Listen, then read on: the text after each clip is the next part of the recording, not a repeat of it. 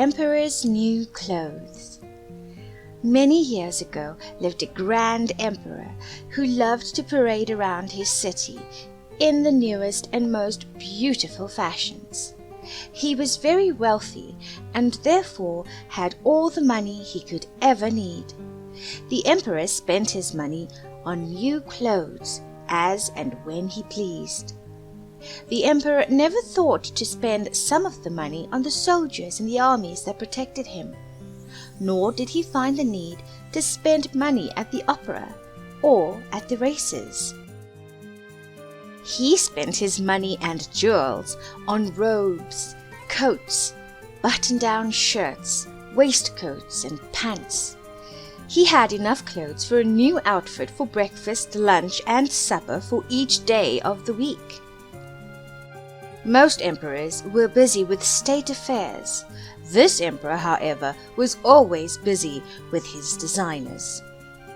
Admiring his newest outfit, the emperor said one day, "I think this ought to be shown to the world. I'll spend a day in the courts. Summon everyone." That particular day, 2 thieves, calling themselves designers, made their appearance in court. They said that they knew how to weave fabric of the most beautiful colors and elaborate patterns. The clothes made from these fabrics would be invisible to everyone who lacked the intelligence for the position they held in society, meaning, if you weren't smart enough, you wouldn't be able to see the outfit. These must be splendid clothes, thought the emperor. Had I such a suit, I might at once find out what men in my city are unfit for their jobs, and also be able to separate the commoners from the noble.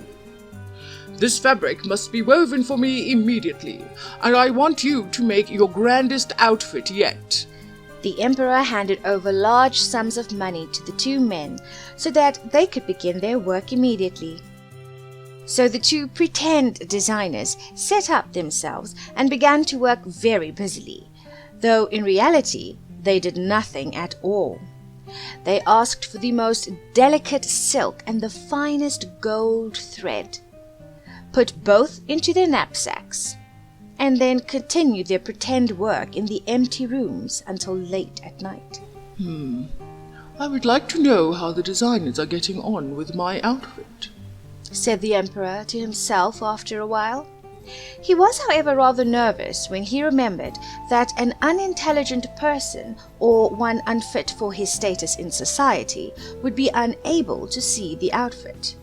Surely he had nothing to worry about, but the thought of sending someone else instead seemed far more appealing.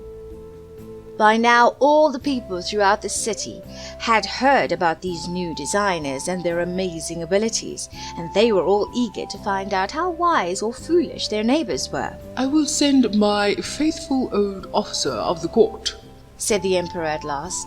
"He will be the best choice because he is extremely smart, especially because he is the one who administers the laws." The minister made his way to the designers as they worked tirelessly on their pretend outfit. "What could this possibly mean?" thought the minister to himself. "I cannot see a single thread of silk on the loom." He wouldn't dare say any of this out loud, of course. The 2 men told the minister to come nearer. "Are these not the most beautiful colors you've ever seen?" asked one. The other said, "Look how the thread shines in the light.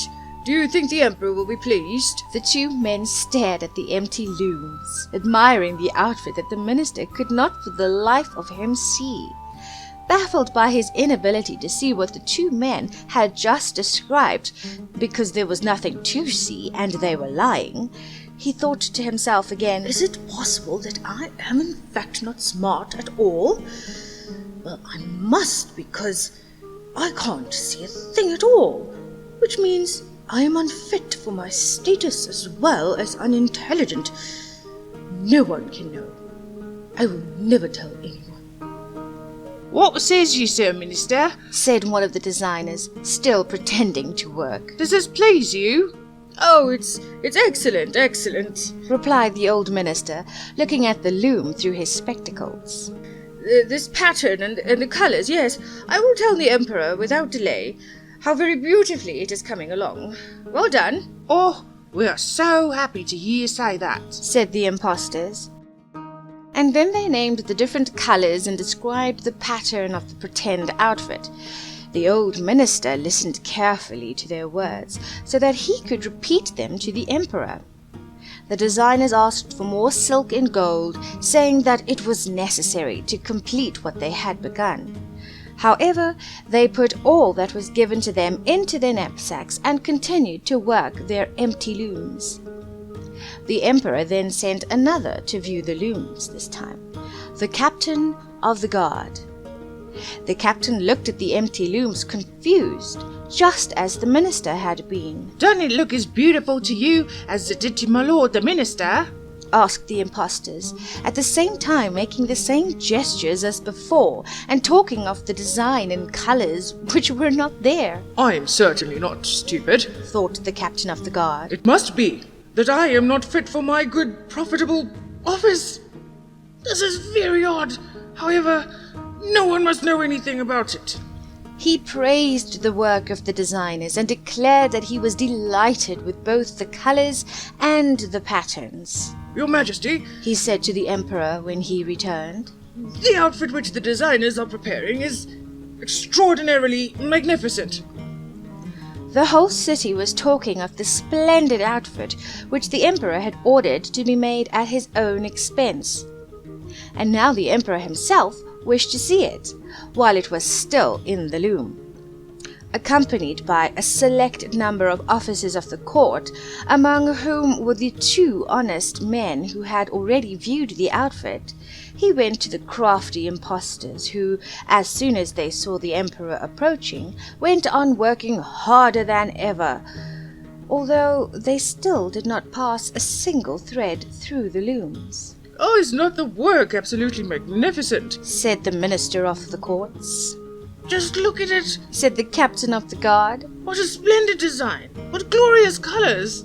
The 2 pointed toward the empty looms, pretending they saw the non-existent outfit just like the rest of those around them. Oh no! What is this? Said the emperor to himself. I can see nothing.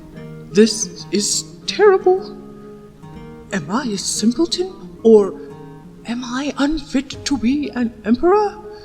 That would be the worst thing that could happen. Oh, the clothing is charming, he said aloud. It has my complete approval.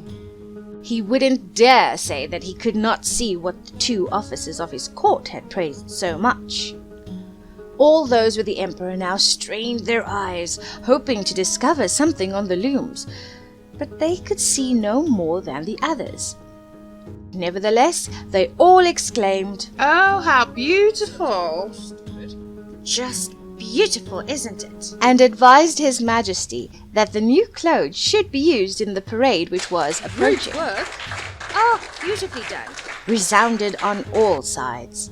The emperor agreed and presented the impostors with the order of knighthood.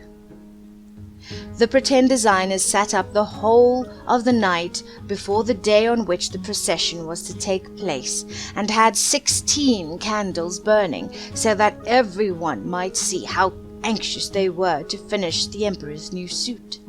They pretended to roll more cloth off the looms, cut the air with their scissors, and sewed with needles without any thread in them. "See," they cried out at last. "The emperor's clothes is finally ready." The emperor, with all the grandees of his court, came to the designers, and they raised their arms as if they were holding something up, saying, "Here you are.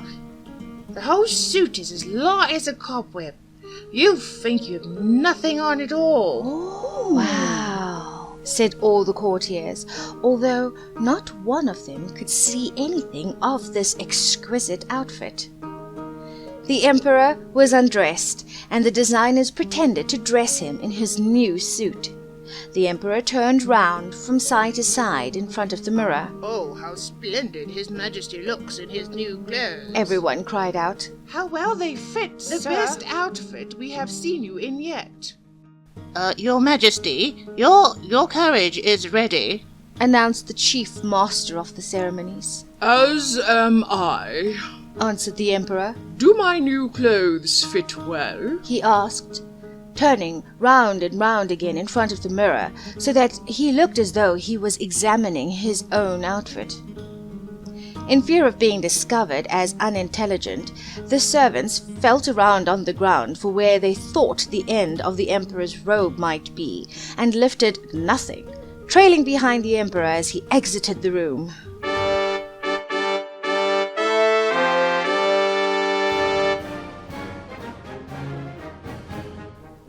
The emperor made his way through the streets on his carriage, and all the people standing by, and those at the windows, cried out, Oh, how graceful the beautiful! scarf hangs. Oh, look at the Emperor's new Oh, Your clothes. Majesty, You look What amazing. a magnificent cloud! what wonderful clothes, sir. In short, no one would admit he could not see these much admired clothes, because in doing so he would have declared himself either a simpleton or unfit for his office. Certainly none of the emperor's many outfits had ever made so great an impression as these invisible ones. Where is the Emperor's clothes?